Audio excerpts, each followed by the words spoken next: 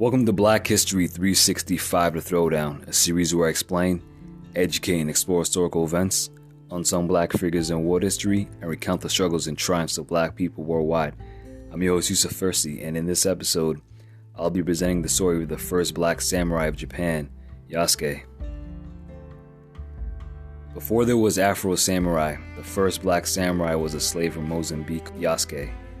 Even though the former is a fictional character, it was the first representation from my understanding of a black man as a samurai in the media, and that was sort of a big deal since all samurai were all ethnically Japanese.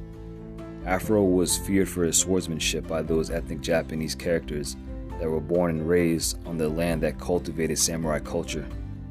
On the other hand, Yasuke had to work to gain respect from the Japanese, while Afro already had a reputation that he inherited from his father, the number one headband, who was also a samurai and raised his son in the samurai way. I believe this has a connection to nature versus nurture. Afro grew up within the samurai culture in Japan and was trained to become a lethal samurai and a legend of Japan. Conversely, Yasuke was an outsider and had to earn the trust, solidify, and maintain his name and reputation once assimilated into the samurai culture.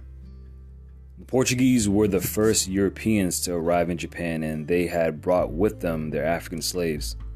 Lord Odo Nobunaga had a great interest in European culture and was fascinated by one dark-skinned strongman who was a whole foot taller than most Japanese men of the time. The daimyo was convinced that the African skin must have been dyed by ink, so he ordered the slave to strip to his waist and scrub his body thoroughly.